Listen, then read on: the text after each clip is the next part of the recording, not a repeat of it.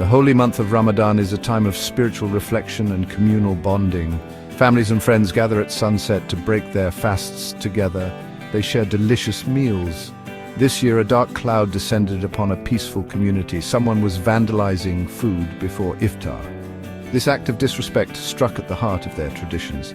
It left people feeling vulnerable and afraid. The vandalism started subtly.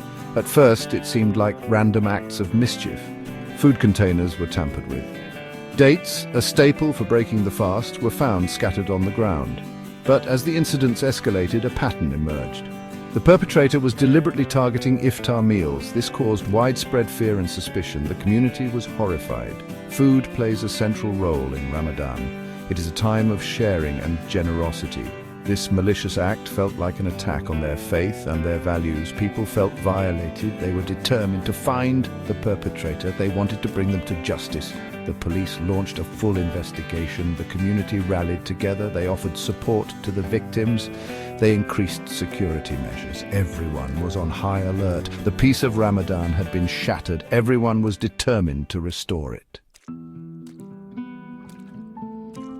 The authorities faced a difficult task. The vandalism was occurring at different locations, making it hard to predict the perpetrator's next move. There were few witnesses. Those who had seen something couldn't provide a clear description. The community waited anxiously for a breakthrough. The police increased patrols in the affected neighborhoods. They started analyzing security footage from nearby businesses. They hoped to find any suspicious activity. They also canvassed the community. They appealed for any information related to the incidents. A breakthrough came unexpectedly. A resident reported seeing a suspicious individual near a mosque. This individual was carrying a backpack that seemed unusually full. The police were able to obtain CCTV footage. The footage showed the same individual at several locations where the vandalism had occurred. With a clearer picture of their suspect, the police were able to identify him. He was a young man from the community. He had a history of minor offenses. But nothing that could have predicted this type of behavior. The police apprehended him.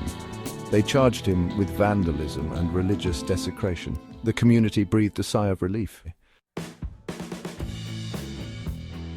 The arrest of the vandal left the community with many questions. What would drive someone to commit such a senseless act, especially during a holy month like Ramadan? Experts suggest that food vandalism can stem from a complex interplay of psychological factors.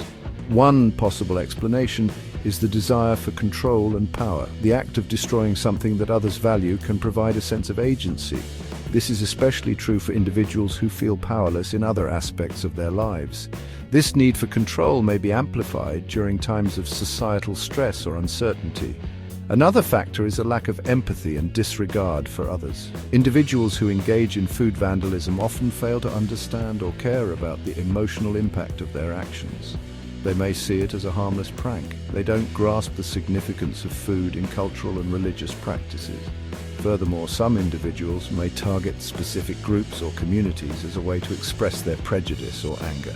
This type of vandalism is often motivated by hatred or intolerance. It aims to intimidate and marginalize the targeted group. Understanding the motivations behind food vandalism is crucial for developing effective prevention strategies. It is also essential to address the underlying social and psychological factors that contribute to these behaviors. The incidents of food vandalism before iftar shook the community, but it also brought people together. They showed their resilience. They responded with unity and determination to prevent similar incidents from happening again. Several proactive measures were put in place. The goal was to protect their traditions and ensure the sanctity of their holy month. Community leaders, religious figures, and law enforcement agencies collaborated to organize awareness campaigns.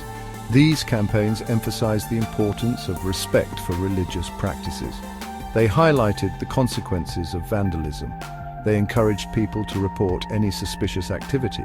Neighborhood watch programs were strengthened. Volunteers patrolled the streets, especially during the hours leading up to iftar. This increased visibility, along with the installation of additional CCTV cameras in public areas, acted as a deterrent. It also helped create a safer environment. Most importantly, the community fostered a spirit of dialogue and understanding. Open forums and interfaith events were held. They provided platforms for people to share their concerns, challenge prejudices, and build bridges of communication. This collective action demonstrated the power of unity. It served as a reminder that acts of hatred can never weaken a community that stands together.